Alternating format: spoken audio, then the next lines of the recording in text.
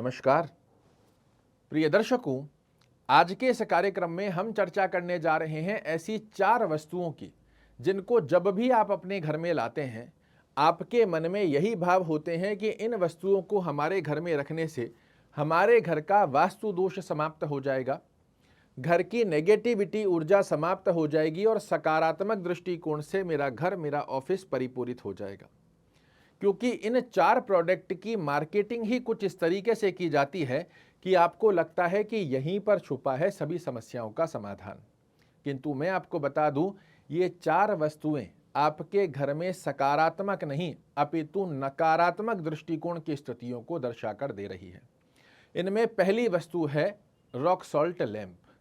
आप देख रहे हैं आजकल बहुत से लोग अपने घर में अपने व्यापार स्थान के ऊपर रॉक सॉल्ट लैंप लगाना प्रारंभ कर दिए हैं, क्योंकि ये बताया जाता है कि ये सभी प्रकार की नेगेटिव एनर्जी को अपने अंदर सॉस लेता है और आपके घर में सकारात्मक ऊर्जा का परिपूरित योग बनता है। ये अपने आप में तो कहीं ना कहीं ठीक भी है, किंतु ये राइट वे नहीं है। रॉक सॉल्ट नकारात्मक दृष्टिकोण और वास्तु दोष की स्थिति के लिए बहुत अच्छा उपाय है, किंतु सही दृष्टिकोण क्या है कि आप हर महीने अपने घर में छोटे छोटे जो रॉक सॉल्ट के टुकड़े होते हैं, इन्हें कांच की बाउल में डालकर अपने घर में साउथ वेस्ट कॉर्नर में रखें, अपने बाथरूम में रखें और हर महीने इन्हें फ्लश करना होता है, क्योंकि जितने भी नेगेटिव एनर्जी को ये ऑब्जॉस्ट करते हैं उसे हमें फ्लश करना होता है। आपके घर में जो रॉक सॉल्ट लैंप है, इसे तो आप हर महीने फ्लश नहीं कर सकते हैं।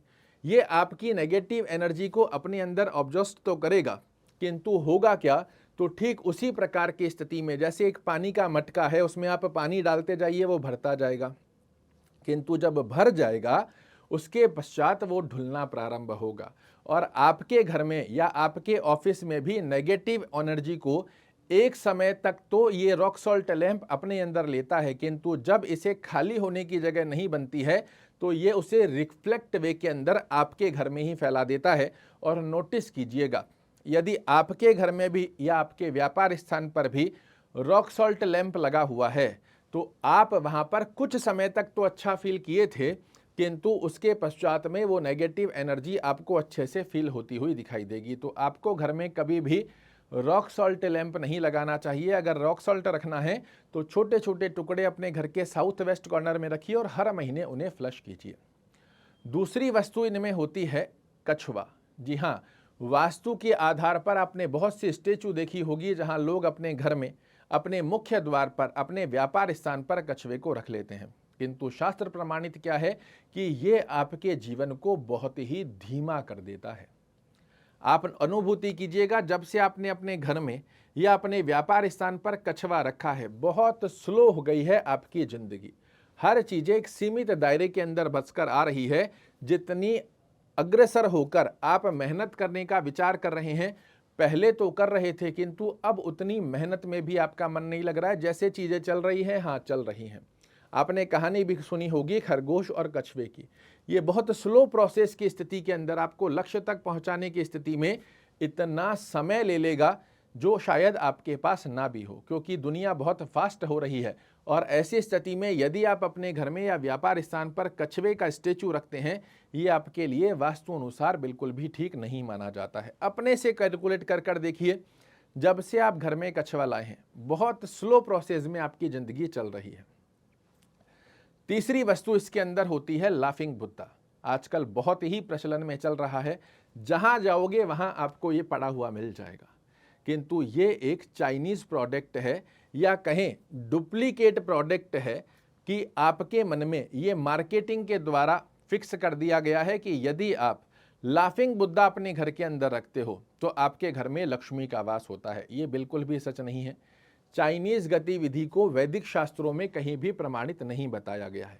यदि आप सच में अपने घर में लक्ष्मी का वास कराना चाह रहे हो तो अपने घर में कुबेर की मूर्ति को स्थापित करो नॉर्थ दिशा के अंदर, फिर देखिए स्थायी लक्ष्मी का कैसे आपके घर में वास होता है। किंतु यदि आप लाफिंग बुद्धा रख रहे हो, ये सिर्फ दिखावा और मन की तसल्ली होगी कि हमारे घर के अंदर लाफिंग बुद्धा रखा है तो अब लकी चार्म बनेगा। ऐसा कभी भी ना हुआ होगा और ना ही कभी आगे होगा। किसी अच्छे दिवस के ऊपर यदि आप कुबेर की मूर्ति पूजा कर रखते हैं तब से देखिएगा कि आपके घर में श्रेष्ठ कारक अवस्था में धन का स्थायी वास होता है।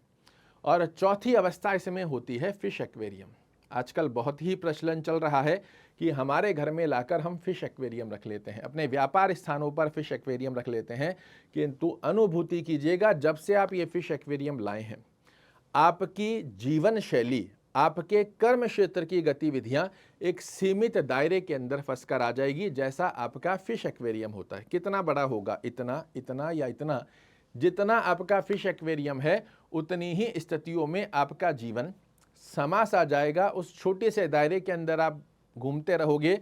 खुलकर उड़ने की जो कामना होती है वो यहाँ पर यह स्थिति दोष स्वरूप में आपके लिए कार्य नहीं कर देने देती। और इन चार वस्तुओं को सबसे ज़्यादा वास्तु के नाम पर मार्केटिंग कर बेचा जा रहा है, जो कि आपके लिए किसी भी एंगल से फेवरेबल गतिविधि को नहीं दर्शाता है। मानना ना मानना आपके हाथ में है, किंतु हर अवस्था का मैंने आपको एग्जाम्पल देकर बताया है। और आप खुद ये नोटिस कीजिए कि जब से इनको लाए हैं जीवन में क्या बड़े परिवर्तन या क्या नकारात्मक दृष्टिकोण आपको देखने को मिले हैं। वास्तु अनुसार मेरी सलाह ये रहेगी कि किसी भी व्यक्ति को इन चार वस्तुओं को अपने घर के अंदर नहीं रखना चाहिए। फिर भी आपका मन करता है कि फिश एक्वेरियम हमें रखना ही है, तो मैं आपको कहूँगा साउथ दिशा के अंदर आप फिश एक्वेरियम रख सकते हो। इसके अलावा मुख्यतया अगर बात की जाए तो फिश एक्वेरियम भी आपको अपने घर में नहीं रखना चाहिए।